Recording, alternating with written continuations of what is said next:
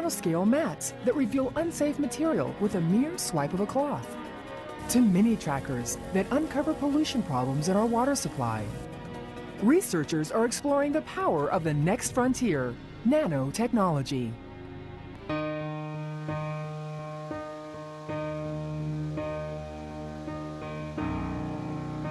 For millennia, we humans have viewed the world simply by what was readily seen, easily observed. A waterfall, a forest, the sky above. But as scientific exploration expanded, so did other ways of perceiving our surroundings. Theories on atoms, molecules, and their subdivisions became established, and how we looked at and interfaced with our world changed forever. Today, the scrutiny has delved even deeper to that of the nanometer. A nanometer is 1/1,000,000th of a meter. To understand just how small that is, the length of a typical bacterium is 200 nanometers. The diameter of a strand of DNA, a mere 2 nanometers. Or consider this: if an average highway lane represents a string of nanometers, it would take more than 500,000 miles of road to equal just 1 yard. In other words, over 22 times around the globe. That's more than 2 times the distance from Earth to our moon. By working at this tiny, minuscule scale, researchers are learning how to manipulate matter like never before. In this brave new science of nanotechnology, the increased surface area upon which to work is exponential, and that opens up possibilities unimaginable until now.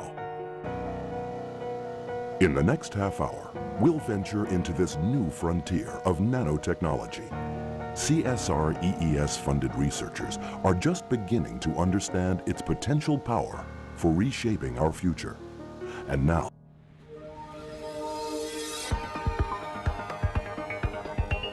a nanofiber is about 1/500th of a human hair. The fibers that we work with are around 100 nanometers in diameter. As we look at microscope images of these fibers, we almost never see any ends. We only see the size of the fibers, but they do seem to be very, very long. Some of the fabrics that you'll see could possibly be made of one single fiber, just moving back and forth and entangled to make that fabric. Margaret Frey has worked with traditional fabrics for much of her career. But in recent years, she has daringly entered into the science of small. Well, as the diameter of the fiber gets smaller and smaller, then a given weight of fiber has more and more surface. And we're trying to find ways to use that surface to do some pretty special things. It causes the fabrics to become more absorbent than an equivalent amount of a conventional fabric. And also it gives us a lot of surface area where we can capture and detect biohazards. I wanted to really look at what this could mean for fabrics and making fabrics that could do something special and something a little bit different than what we're accustomed to fabrics doing. With CSR EES funding, Margaret and her Cornell team focused on biohazard detection. The first step was to make the fibers from a time-tested process known as electrospinning. We form a droplet of a polymer solution. We apply high voltage to that droplet, something on the order of 15,000 volts. A very fine jet of polymer will erupt from the surface of that droplet and is collected over on an electrical ground some distance away. The path that the fiber takes is very long. It whips back and forth in between that space. It cools down, any solvent evaporates, and the fiber is stretched out to a thinner and thinner diameter. So using this technique, we're able to make the nanofibers much smaller than anything you're able to make using mechanical forces. The next challenge was to find a way to bond a biohazard detector to the fiber. The team discovered that a vitamin B material called biotin fit the bill. We figured out that once we incorporated the biotin into the fibers, we could use the fabric platform for biohazard sensing. I think of this whole system as kind of like a tinker toy. The researchers added a bonding protein, which easily combined with the biotin.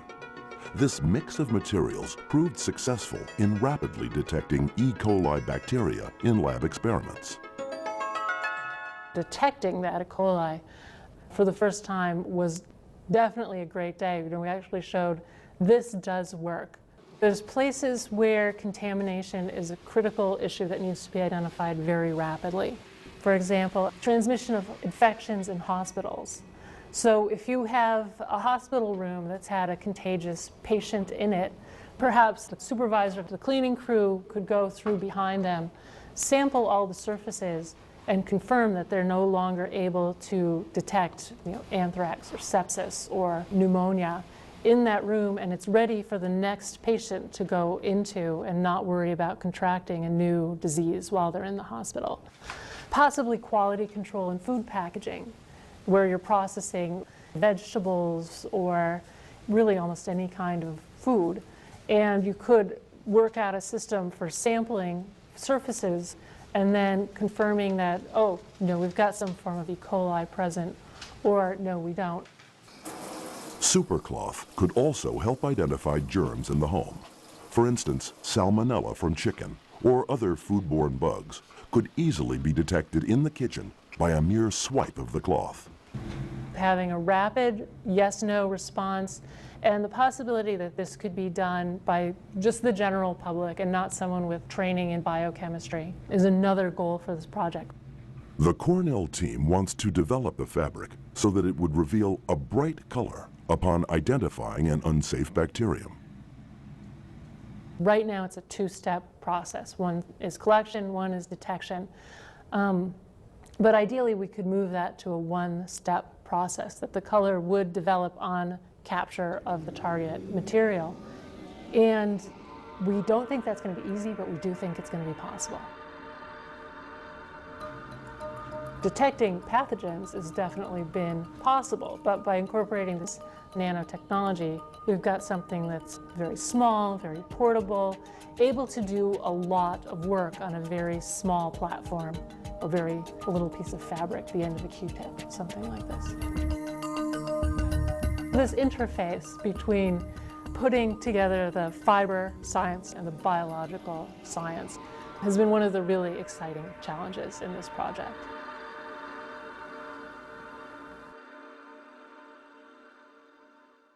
CSR EES has funded other food safety nanotechnology projects. At Clemson University, researchers are developing sticky nanoparticles that reduce foodborne pathogens in poultry products.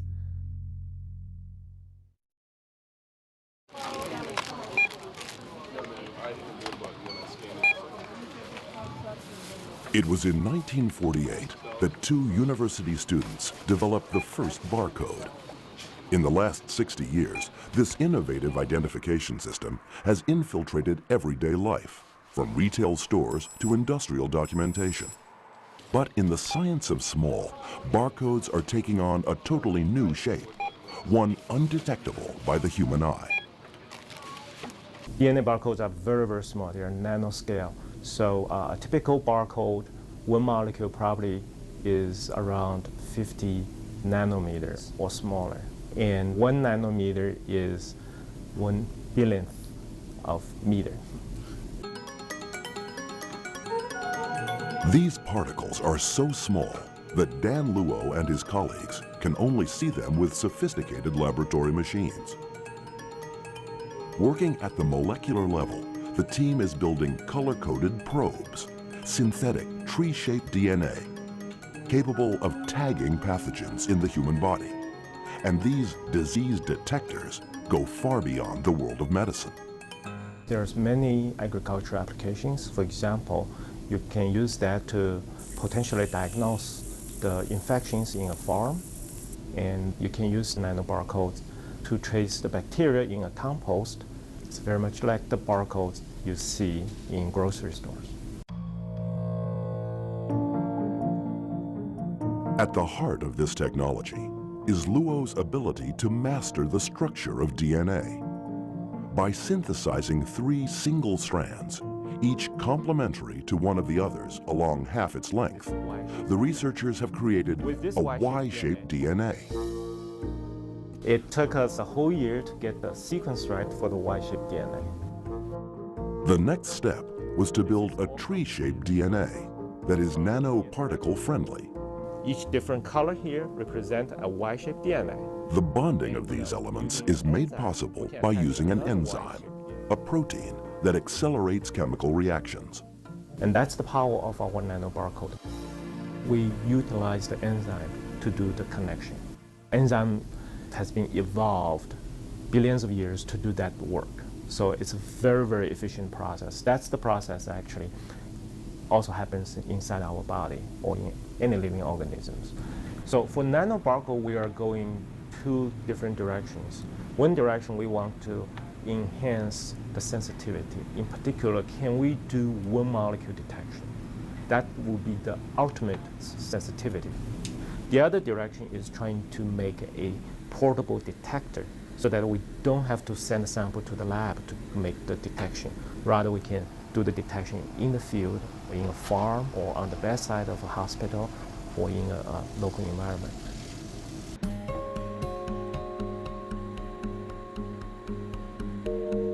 This is a prototype model of the portable detector that Luo soon expects to become a reality.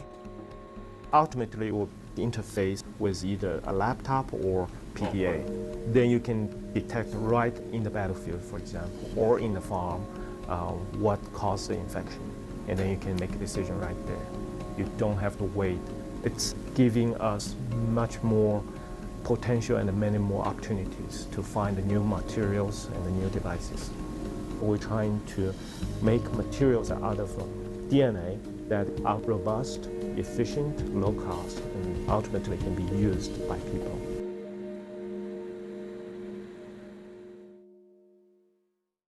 CSR EES partners with 26 other federal agencies in the National Nanotechnology Initiative. Its goal? To support world-class research aimed at realizing the full potential of nanotechnology.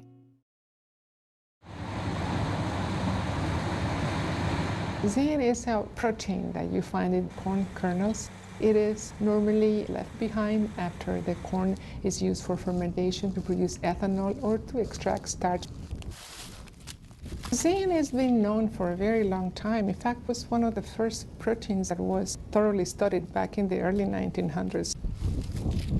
Graciela Padua is a nanotechnologist at the University of Illinois. Her fascination with the corn protein zein goes far beyond its conventional uses.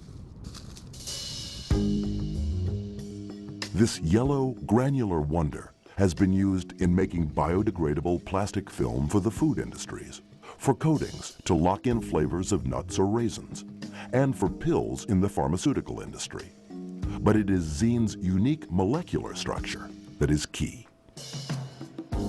Zein is a unique molecule. Being a storage protein, perhaps, it has a very tightly neat package and structure, and we take advantage of that. Most proteins have shapes that are not amenable for manipulation. Zein is a material protein that will always respond in the same way, researcher-friendly. We take advantage of that. In the science of small, Padua likens her activities with zein structures at the nano level to that of building with Lego blocks, working with spiked surfaces that allow her to build towers by combining matter at the molecular level. In nanotechnology, what we do is we have a substrate, and with special equipment, we draw blueprints on a substrate. So once we have those blueprints, we can add the towers on top of them. We can draw a blueprint, say, of a structure, and then let the protein stick to the specific points and therefore build up a structure out of the blueprint. Many different things can be made out of the protein. Scaffolds are one such thing that can be built of zein at the nano level. These promise to provide smooth platforms for the growing of healthy new skin, a real boon to burn victims and others in post-operative situations. The first idea was to use it as a skin replacement, mostly because zinc tends to form layers. So since skin is made out of layers, we thought, well, we have possibility here. It's possible to make layers out of zinc and therefore cell layers that will be analogous to skin. We can make zinc stick to some surfaces and not stick to others, and that's how we play with it. It is a protein that is biodegradable. It is compatible with cells. It doesn't hurt or damage or kill the cells, so they are comfortable around it. We take advantage of a process that's called self-assembly, and that's because our protein has a very distinct sides, if you wish. It is a neatly packed brick-like molecule. It has different sides, and that allows it to connect with one another and build different structures. Another zine structure under development at the University of Illinois is the nanotube. Padua foresees a medical scenario where this structure would carry a drug to a targeted infectious site within the human body with pinpoint accuracy. The benefit? Only minuscule amounts of medicine, like chemotherapy drugs, would be needed. Under the right conditions, zinc can roll up and form tubes or cylinders that can carry compounds inside it. There are guiding molecules, if you wish, that will find their way to the target. Once at the target, they will stick to the tissues, and then the medicine will be emptied out and be delivered at the right place. We think that this can be used to transport drugs or other kinds of compounds into the body. But there are challenges working in the nano world due to the very nature of everything being small.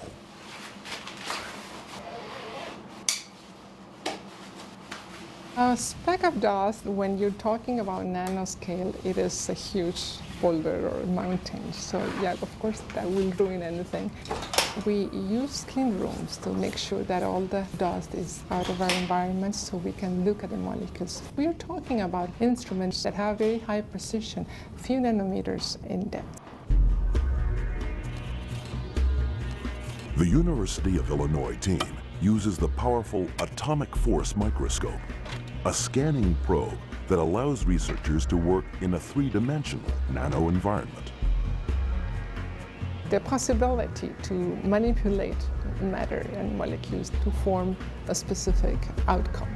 The advent of very fine microscopes and technology that allows us to look at what we're doing gives us the real power of what can be done.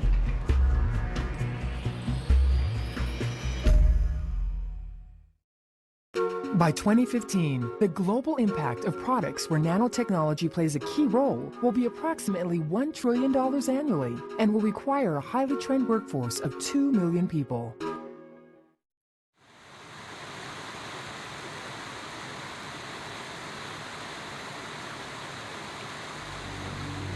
It's probably the major water quality issue in the country. And it's not only agriculture, it's not only septic fields, it's things like radiation that's leaking out of old military sites, things that kind of distributed broadly in the landscape. What researcher Todd Walter is talking about is non-point source pollution, those elusive, unseen places that are the source of contamination that threaten the purity of America's waters.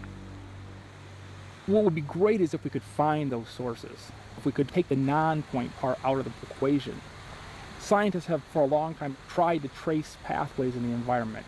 What we really would like is some kind of a tracer we could put in the environment, and we could have unique characteristics such that we could put one tracer in one part of the landscape and another one in another part of the landscape, and then when they get to the stream be able to tell them apart from one another. But we want them to move exactly the same way. In the science of small, Walter hopes to design nanoscale tracers, minuscule particles engineered to match the shapes of specific contaminants. If successful, the technology has the potential to eliminate the term non-point source from our vocabulary.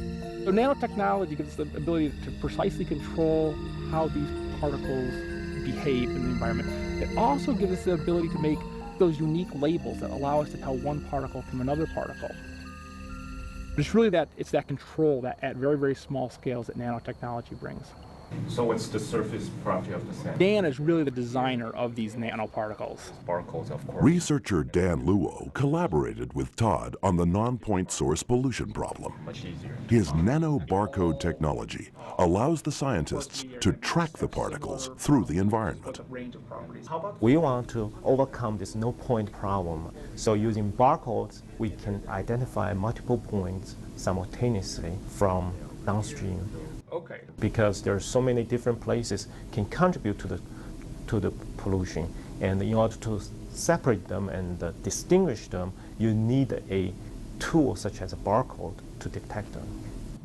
We use DNA-based coding inside of our microspheres. Todd's ball and yarn demonstration shows how the nano barcodes are integrated into the microspheres, detectors that seek out origins of pollution.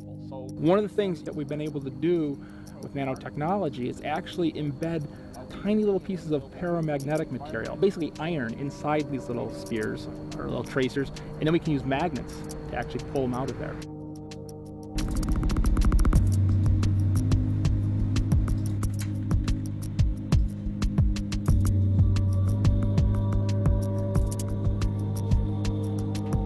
The experimentation began on a small scale, testing tracer movements through just a few inches of sand in a glass tube. We did that because we wanted to be able to look at what was happening under a microscope as these tracers moved through sand and how they were interacting with the sand. And what Dan had done is he put a little dye inside these tracers that fluoresced so we could see them on a microscope image. We found that the particles seem to be moving through soil in a very similar way that microorganisms move through the soil. So we've gone from that scale to looking at small plots on parking lots, maybe 10 feet by 10 feet perhaps. Todd's goal in this outside experiment is to follow the flow. By simulating rain, he's testing how well the tracers travel across the parking lot. The samples, retrieved at the sewer inlet, are later checked to see how many particles made it across the pavement. These tracers might ultimately be a good proxy for the movement of microorganisms in water through a watershed. It gives us the ability to precisely control the geometry and the characteristics of very, very small particles. Ideally, we would love to have a chemical that dissolved in the water, but we're not at the point where we can make unique soluble chemicals yet. But we can still make things that are pretty small. And we're hoping to actually scale up to a full parking lot, say 2 or 3 acres. Imagine a watershed where we know that there's sewage getting into the stream, and we don't know where it's coming from. We could take these tracers, and we could have one called tracer A, and dump it down one person's toilet. And we could take another tracer, tracer B, we could distinguish from A, and put it down another one, and so on through the whole watershed. Then we just sample the stream until we see whose tracers are getting into the stream, and then we know, okay, that's the septic field that needs to be fixed.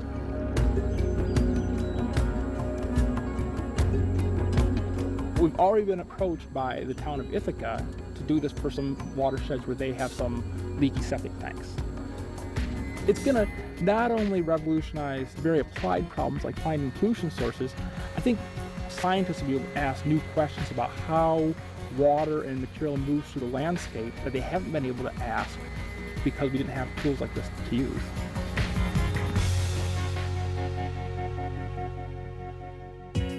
On the next edition of Partners, it's Fluid Planet.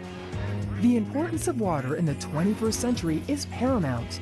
The problems facing America range from water quality to water conservation.